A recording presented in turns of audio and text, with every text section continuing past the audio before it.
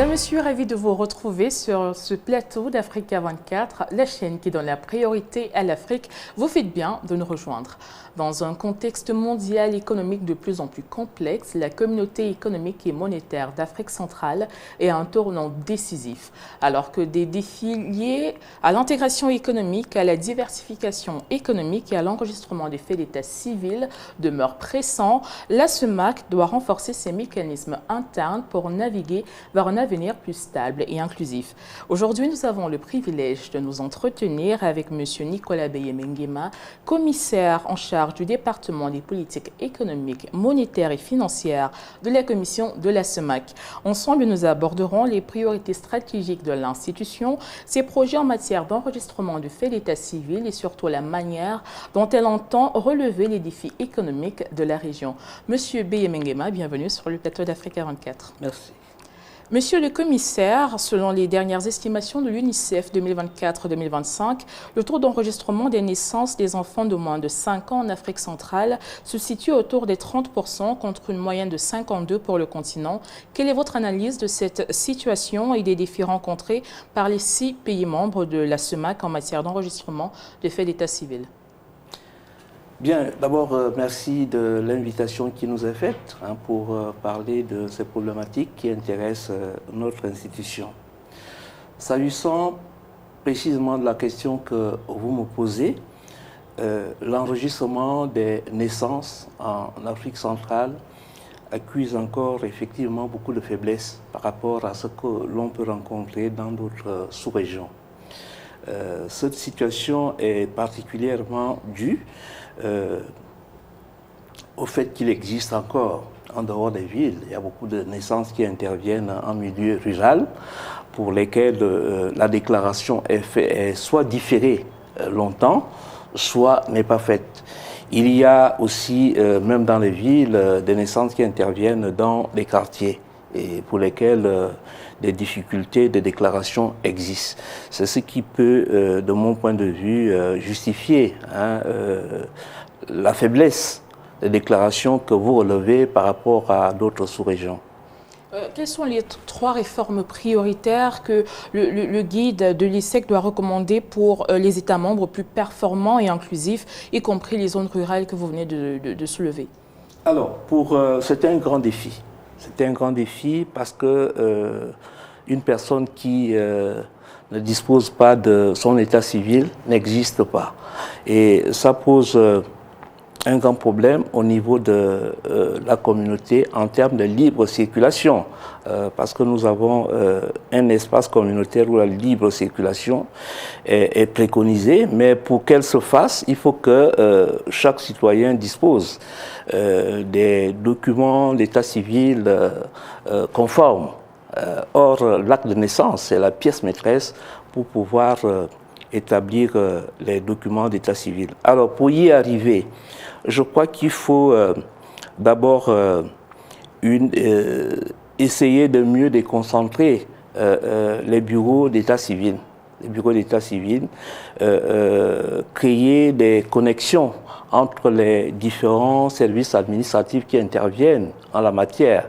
Le ministère de la Santé à travers les établissements hospitaliers, mais aussi le ministère de l'Intérieur qui gère les bureaux d'état civil, mais également les services du ministère des Affaires sociales.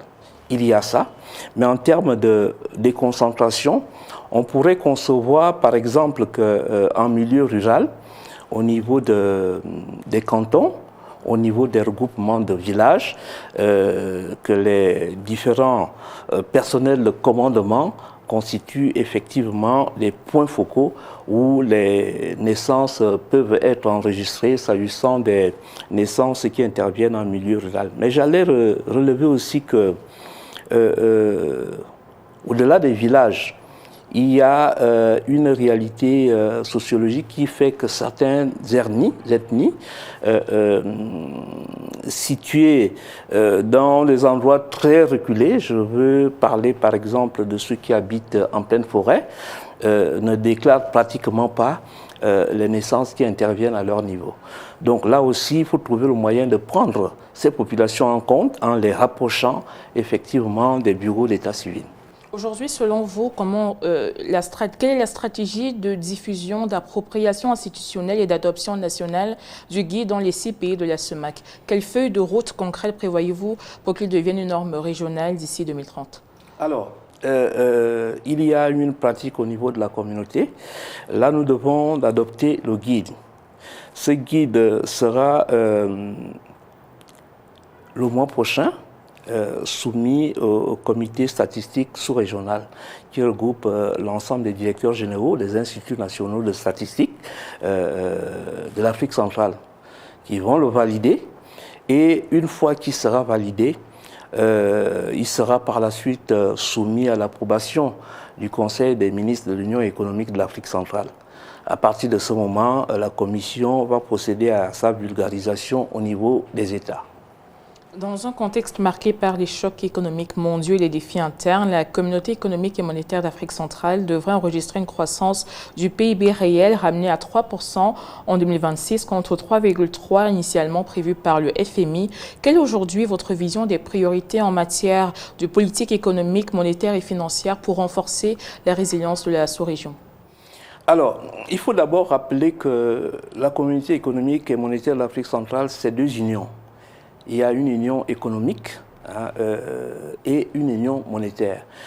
Nous intervenons, nous, commission de la CEMAC, au niveau de la coordination des politiques économiques dans le cadre de l'union économique. Et il y a l'union monétaire qui gère la politique monétaire à travers la Banque centrale notamment. En ce qui concerne la commission de la CEMAC, nous avons un levier essentiel, c'est la surveillance multilatérale, qui vise à s'assurer que les politiques budgétaires nationales des États membres convergent d'abord entre elles et convergent aussi avec la politique monétaire commune. Dans ce sens, la Commission, qui est l'exécutif de la communauté, s'assure simplement l'application des décisions prises par les instances statutaires que sont la conférence des chefs d'État au sommet et le Conseil des ministres. Et le levier essentiel que nous avons, c'est le programme de réforme économique et financière de la CEMAC. Et comme je le disais tantôt, il est demandé à la commission de la CEMAC d'assurer la convergence entre les économies. Alors, nous avons deux outils. Il y a d'abord le premier outil, c'est un outil prospectif que nous appelons le programme triennal de convergence, qui permet de faire que chaque État donne de manière progressive la trajectoire du respect des 4 critères de convergence qui sont arrêtés par les instances statutaires, savoir le respect du taux d'inflation, le respect du taux d'endettement, le solde budgétaire de référence et la non-accumulation des arriérés de paiement. Donc, une fois que ces programmes triennaux de convergence sont élaborés, ils sont adoptés par la conférence, par le Conseil des ministres. C'est le premier levier. Le deuxième levier est un levier rétrospectif. À la fin de chaque année, nous assurons des revues auprès de chaque État pour vérifier si les critères de convergence sont respectés.